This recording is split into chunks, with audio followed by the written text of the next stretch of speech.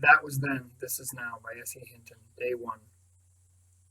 Mark and me went down to the bar pool hall, about 2 or 3 blocks from where we lived, with the sole intention of making some money. We'd done that before. I was a really good pool player, especially for being just 16 years old. And what's more, I looked like a baby-faced kid who wouldn't know one ball from another. This and the way Mark set me up helped me hustle a lot of pool games. The bad deal is, it's against the law to be in this pool hall if you're underage because of the adjoining bar. The good deal is, the bartender and owner was a good friend of mine, being the older brother of this chick I used to like. When this chick and me broke up, I still stayed friends with her brother, which is unusual in cases like that. Charlie, the bartender, was just 22, but he had a tough reputation and kept order real good. We lived in kind of a rough part of town, and some pretty wild things went on in Charlie's bar. I looked around for a plainclothes cop when we went in. I can always tell a cop, but didn't find one. So I went up to the bar and hopped on a bar stool. Give me a beer, I said, and Charlie, who was cleaning glasses just like every bartender you ever see, gave me a dirty look instead. Okay, I said brightly. A Coke? Your credit ain't so hot, Brian, Charlie said. Got cash? A dime, for crying out loud. Can't you let me charge a dime Coke? Cokes are 15 cents, and you already got $3 worth of Cokes charged here. And if you don't pay this month, I'll have to beat it out of you. He said this real friendly like, but he meant it. We were friends, but Charlie was a businessman too. I'll pay up, I assured him. Don't worry. Charlie gave me a lopsided grin. I ain't worried, kid. You're the one who should be worried. I was, to tell the truth. Charlie was a big, tough guy, so a $3 beating up was something to worry about. Hey, Mark, Charlie called. There ain't nobody here to hustle. Mark, who had been scouting out the 2 guys playing pool, came up and sat down next to me. Yeah, that's the truth. It's just as well, Charlie said. You guys are going to get in real bad trouble one of these days. Some guy's going to get hacked off when he finds out what you're doing, and you're going to get a pool stick rammed down your throats. No, we ain't, Mark said. Give me a Coke, Charlie. We don't have any credit, I said glumly. Mark stared at Charlie disbelievingly. You got to be kidding. Man, when did we ever not pay our bill? Last month. You said you'd add it to this month's. That's what you said, so I don't see why you can't add 20 cents to that. 30 cents, corrected Charlie. And like I just told Brian, if I don't get that money pretty soon, I'm going to take it out of a couple of hides. I'll get you the money tomorrow if you give us the Cokes right now. Okay, Charlie gave in to Mark. Almost everybody does. It was a gift he had, a gift for getting away with things. He could talk anyone into anything. But if I don't get the money by tomorrow, I'll come looking for you. I got chilled. I had heard Charlie say that to another guy once. I also saw the guy after Charlie found him. But if Mark said he'd have $3 by tomorrow, he'd have it. Speaking of looking for you, Charlie continued, the true flower child was in here asking for you. Eminem? Mark asked. What did he want? How would I know? Man, that is a weird kid. Nice guy, but weird. Yeah, Mark said. I guess it would be hard to be a hippie in a hood's part of town. Speak for yourself, man, Charlie said. This part of town don't make nobody a hood. You're right, Mark said. But I really sounded profound there for a minute, huh? Charlie just gave him a funny look and got us the Cokes. It was later in the evening now, and some more customers came in, so Charlie quit talking to us. They got pretty busy. Where are you going to get $3? I asked Mark. He finished off his Coke. I don't know. That bugged the heck out of me. Mark was always pulling stunts like that. I ought to know. Mark had lived at my house ever since I was 10, and he was 9, and his parents shot each other in a drunken argument. My old lady felt sorry for him and took him home to live with us. My mother wanted 100 kids and could have only one. So until she got hold of Mark, she had to be content feeding every stray cat that came along. There was no telling how many kids she might have picked up along the line if she could have afforded more than 2, me and Mark. I had been friends with Mark long before he came to live with us. He had lived down the street, and it seemed to me that we had always been together. We had never had a fight. We had never even had an argument. In looks, we were complete opposites. I'm a big guy, dark hair and eyes, the kind who looks like a St. Bernard puppy, which I don't mind, as most chicks cannot resist a St. Bernard puppy. Mark was small and compact, with strange golden eyes and hair to match, and a grin like a friendly lion. He was much stronger than he looked. He could tie me in arm wrestling. He was my best friend, and we were like brothers. Let's go look for Eminem, Mark said abruptly, and we left. It was dark outside and seemed a little chilly.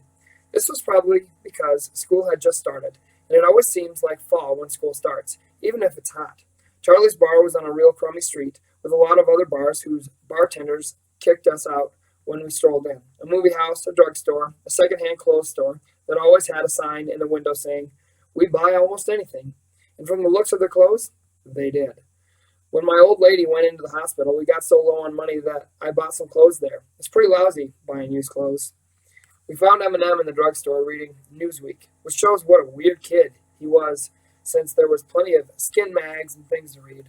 A little kid like him shouldn't be reading that junk. I know, but he should at least want to. Hey, Charlie.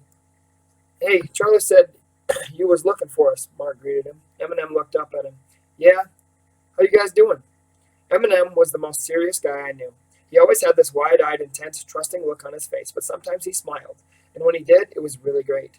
He was an awful nice kid, even if he was a little strange. He had big gray eyes, the kind you see on war orphan posters, and charcoal-colored hair down past his ears and down to his eyebrows. He probably would have grown a beard, except 13 was too young for it. He always wore an old army jacket that was too big for him and went barefoot even after it started getting cold. Then his father got fed up with it, and Eminem got a pair of moccasins.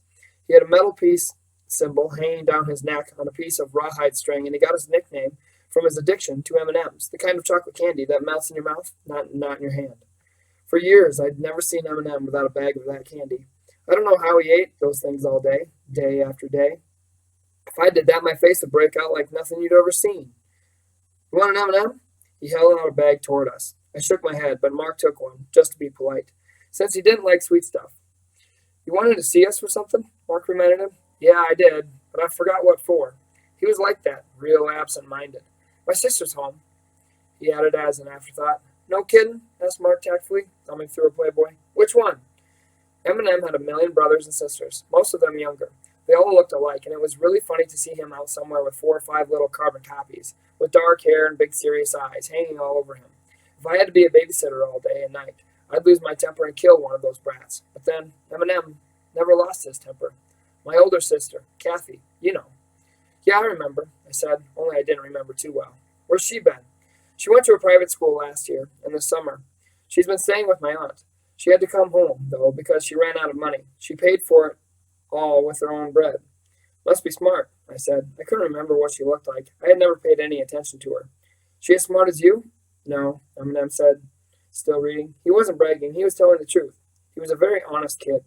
Let's go over to the bowling alley, Mark suggested. The drugstore wasn't exactly jumping with action. It was a school night, and nobody was hanging around. You come too, Eminem.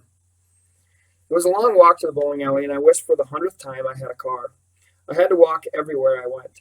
As if he'd read my mind, which he was in the habit of doing, Mark said, I could hotwire us a car. That's a bad thing to do, Eminem said. Taking something that doesn't belong to you. It ain't stealing, Mark said. It's borrowing. Yeah, well, you're on probation now for borrowing, so I don't think it's such a great idea, I said. Mark could hotwire anything, and ever since he was 12 years old, he had hotwired cars and driven them. He had never had an accident, but he finally got caught at it, so now once a week he had to go downtown on his school lunch hour to see his probation officer and tell him how he was never going to steal cars anymore. I had been worried at first, afraid they were going to take Mark and put him in a boys' home, since he wasn't really my brother and didn't have a family. I was worried about Mark being locked up. I didn't need to. Mark always came through, everything untouched, unworried, unaffected. Okay, Mark shrugged. Don't get shook, Brian. Brian, Eminem said suddenly, were you named after the Lord? What? What? I said, stunned for a minute. I thought he meant God. Lord Brian. Were you named after him? The poor kid had Byron and Brian mixed up. I decided to string him along. Yeah, I was. Was there a Lord Brian? Mark asked. Hey, that's cool. He paused. I guess it's cool. What'd this guy do anyway? Can't tell you in front of the kid, I answered. Eminem shook his head. He wrote poetry. He wrote long, old poems. You ought to write poetry, just to keep up the tradition of the Bryans. You ought to keep your mouth shut, I replied, before I keep up the tradition of punching wise guys in the mouth. Eminem looked up at me, and I realized from his hurt, puzzled look that he hadn't been trying to be smart. So I punched him on the shoulder and said, Okay, I'll write poetry. How's this? and I recited a dirty limerick I'd heard somewhere. It made him laugh and turn red at the same time. Mark thought I had made it up and said, "Hey, that was pretty good. Can you just pop them off like that?" I only shrugged and said, "Sometimes," because then I'd take credit, whether or not it was really due me. I was like that. I'd also lie if I really thought I could get away with it, especially to girls, like telling them I loved them and junk when I didn't. I had a rep as a lady killer, a hustler. I kept up the Lord Byron tradition in one way. Sometimes I'd get to feeling bad thinking about how rotten I'd treated some of these chicks, but most of the time, it didn't even bother me. "Eminem, old buddy," Mark was saying, putting his arm across Eminem's shoulders, "I was wondering if you might be able to loan your best friend some money." "You ain't my best friend," Eminem said with that disarming honesty. "But how much do you want?" $3. "I got 50 cents. Eminem reached into his jeans pocket and pulled out a couple of quarters. "Here." "Forget it," I said. Me and Mark looked at each other and shook our heads. Eminem was unbelievable. "It's okay. I'll get 50 cents again next week for babysitting." "Is that all you get paid for watching all those kids? 50 cents? I couldn't get over it. 50 cents a week? I think it's enough. I don't mind taking care of the kids. Who's going to do it if I don't? Both my parents work, so they can't do it. Anyway, I like my family. When I get married, I'm going to have at least 9 or 10 kids." "There goes the population explosion," Mark said. "Well, now that your sister's home, she can do a lot of the babysitting," I said, trying to be helpful. Eminem could tell we thought he was crazy. "Kathy's got a job after school. She can't help. I don't know what I have to do to convince you that I don't mind it." Okay, I'm convinced." I was also tired of the subject and had got to worrying about how we were going to get $3 before tomorrow. Charlie didn't get his rough rep or his bar by being nice to people, especially ones who couldn't pay their bills. By the time we got to the bowling alley, it was 10 o'clock. There weren't many people there. Mark and I watched a few games while Eminem stared into a package of M&Ms, and I finally got bugged out and asked him what in the Sam Hill was he doing. "Take a look." He handed me the package, which was open at the top. "Put it right up to your eye." I did, and all I saw was a bunch of candy. "It's beautiful, ain't it?" asked Eminem. "I mean, look at all the different colors." "Yeah," I agreed, thinking, if I didn't know this kid better, I'd say he was high. "Let me look," said Mark, so I handed him the package. "Hey, this is groovy. Look at all the colors." He gave the candy back to Eminem, looked at me, and shrugged. Eminem got up. "I gotta go home now. I'll see you guys later." "We just got here," Mark objected. "Yeah, well, I just came along for the walk. Now I gotta go home." I watched him leave. "That kid's weird," I said. "That's all there is to it." Mark lit up a cigarette, our last one, so we had to pass it back and forth. "I know, but I still get a kick out of him. Come on, let's go catch up with him. There ain't nothing to do around here." Outside, I spotted Eminem at the corner. There were 3 guys trailing him. When you see something like that around here, you know right away somebody is about to get jumped. In this case, it was Eminem. "Come on," Mark said, and we cut through the alley so as to come up behind those guys, 3 against 3. The odds would have been even, except that Eminem was one of those non-violent types who practiced what he preached, and me and Mark weren't carrying weapons. We slowed down to a walk when we came to the end of the alley. I could hear the voices of the 3 guys who were following Eminem, and I recognized one of them. "Hey, flower child, turn around." They were taunting him, but Eminem just kept right on moving. "It's Shepard," Mark whispered to me. We were waiting at the end of the alley for them to come by. They didn't. They must have had Eminem up against the wall. We could hear them. "Hey, hippie, don't you answer when you're spoken to? That ain't nice." "Curly, why don't you leave me alone?" Eminem sounded very patient. I moved to the other side of the alley just in time to see Curly pull out a switchblade and rear over and cut through the rawhide string on Eminem's piece metal. It fell to the ground. Eminem reached down to pick it up, and Curly brought his knee up sharply and hit Eminem in the face. Me and Mark looked at each other, and Mark flashed me a grin. We both liked fights. We ran out and jumped on them, and the one we didn't get took off, which was a wise thing for him to do. Since we had surprised them, it wasn't too hard to get them pinned. I had Curly Shepard in a stranglehold, with the one arm twisted behind his back, while Mark had the other guy pinned on the ground. "How'd you like a broken arm, Shepard?" I said, through gritted teeth, careful not to loosen my grip. His switchblade had fallen on the sidewalk, but I didn't know what all he might be carrying. He liked to play rough. "Okay, you proved your point. Let us go, Douglas." Curly said a few more things that I am not going to repeat. He must have figured out who it was twisting his arm when he saw Mark. Me and Mark were always together. Curly had a special grudge against me anyway. I used to go with his sister. She says she broke up with me, which was the truth, but I was spreading it around that I broke up with her and was giving all kinds of cool reasons. Curly was a little dumb. He belonged to a gang led by his brother Tim, and known as the Shepherd Gang. Really original. Tim was all right.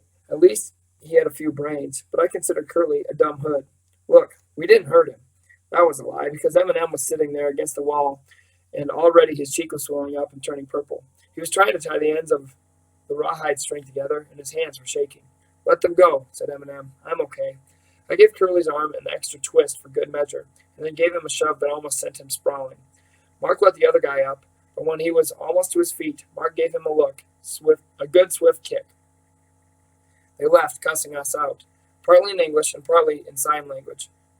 Mark was helping Eminem up. Come on, kid, he said easily. Let's go home. The whole side of Eminem's face was bruised, but he gave us one of his rare, wistful grins.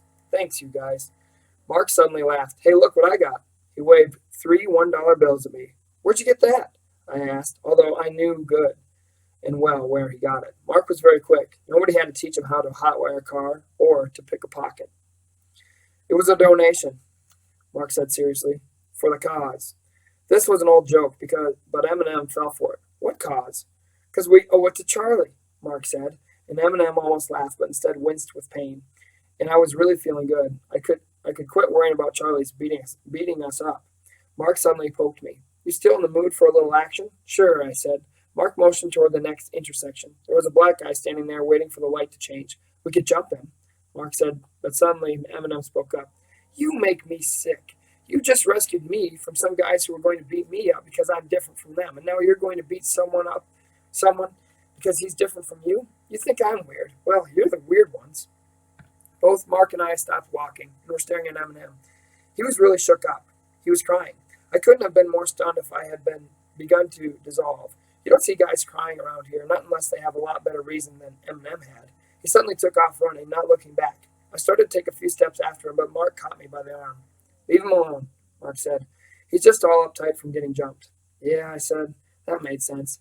That had happened to me before, and I can remember how scared it could get you. Besides, Eminem was only a kid, just turned 13. Mark picked something up off the ground. It was Eminem's peace medal. It must have dropped off when Eminem started running. He hadn't tied the ends of the string together very well. Remind me to tell him I have this, Mark said, stuffing the medal and string in his pocket. Let's stop by and give this $3 to Charlie before I get some cigarettes with it. Okay, I said. I didn't feel quite as good as I had before. I was thinking about what Eminem had said about beating up people because they were different. There was a lot of truth to that. The rich kids in town used to drive around over in our part of the city and look for people to beat up. Then a year or so ago, a couple of kids got killed in that mess, and the fad slowly died out. But there was still gang fights around here and social club rumbles, and things like shepherds jumping Eminem happened every day. I didn't mind it much, unless I was the one getting mugged. I liked fights. Come on, Mark called. Maybe there's somebody to hustle on Charlie's. I grinned and ran to catch up with him. Mark was my best buddy, and I loved him like a brother. Chapter 2. The next afternoon after school, Mark and me went downtown to the hospital to see my mother. She had just had a big operation, one that cost a lot of money. We had sold our car, an old Chevy, our TV, a little black and white job, and anything else we could find to sell, but we were still short of money. I had been trying for weeks to find a job. Mark scrounged around and came up with some money. I didn't ask him where he got it, and he didn't tell me, so I figured he stole it somewhere. Mark was really bad about stealing things. He stole things and sold them, or stole them and kept them, or stole things and gave them away. It didn't bother me. He was too smart to get caught. He had been stealing things since he was 6 years old. I wasn't above taking a pack of cigarettes from a drugstore, but that was about it. I was the hustler and Mark was the thief. We were a great pair. One thing about it, though, Mark couldn't see anything wrong with stealing stuff. I could. It didn't much matter to me whether or not Mark was a thief, but I still felt stealing was wrong. At least it's against the law. I think Mark's only dimly aware of that fact. Stealing was a game to him, something to do for fun and profit, and he was careful not to get caught because that was one of the rules. So that was how we lived, stealing stuff and selling stuff, trying to save money and eat at the same time. I never thought about it then, but I can see now that it was a pretty rough time for us. Anyway, Mark and I hitched a ride almost all the way to the hospital. The guy who gave us a ride was a hippie with long hair and a beard and a Volkswagen bus. Those buses are very big with hippies. I don't know why. The guy said his name was Randy and that he went to college in town majoring in English. I figured he was a pretty brave guy. Mark and I looked like tough guys, the kind who go around jumping hippies, which we had done once before. We had gone over to the city park where the hippies hang out just to beat up somebody. I wouldn't do it again, though. I hadn't realized those guys refused to fight back, and what happened to the one we got a hold of, it made me sick. Mark felt the same way, so after that, we left them alone. Randy was telling us about his really cool house, where a bunch of his friends lived, an old house they had all rented, and everybody who wanted to could live there and groove in peace and goodwill. I didn't much believe him. There had to be a few sponges in a setup like that, and living with a bunch of people would get on my nerves, especially if they were hairy and dirty. But I was polite and said, "Sounds cool," even though it didn't particularly appeal to me. Mark was interested, though, and asked Randy all kinds of questions about where this place was and who all lived there, and if he knew about any other places like that. Mark was interested in a lot of things. He knew all about the Old West and was nutty about Warner Brothers cartoons, so it didn't bug me when he got all excited about hippie living. When we got out of the bus, Randy held up 2 fingers and said, "Peace," and Mark held up Eminem's peace medal, which he was wearing around his neck as a joke, and made a wisecrack. Then we looked at each other and cracked up laughing. But we weren't being hateful. It was just funny. Mom was glad to see us, but she hadn't been lacking company. We had the kind of neighborhood where everyone knew everybody else's business, and all the ladies came up to see her, at least 2 a day. They also brought me and Mark junk like pies and potato salad. I got the pies, and Mark took whatever else there was since he couldn't stand sweet stuff. Cokes and an occasional M&M, just to be polite to Eminem, was as much sweet stuff as he'd take. As a result, I was putting on weight. I wasn't in much danger of getting fat, since it seemed like I was growing an inch taller a week, and Mark was staying as slight and slender as ever. You'd never guess Mark was as strong as he was by looking at him, but I knew from our wrestling matches that he was as tough as a piece of leather.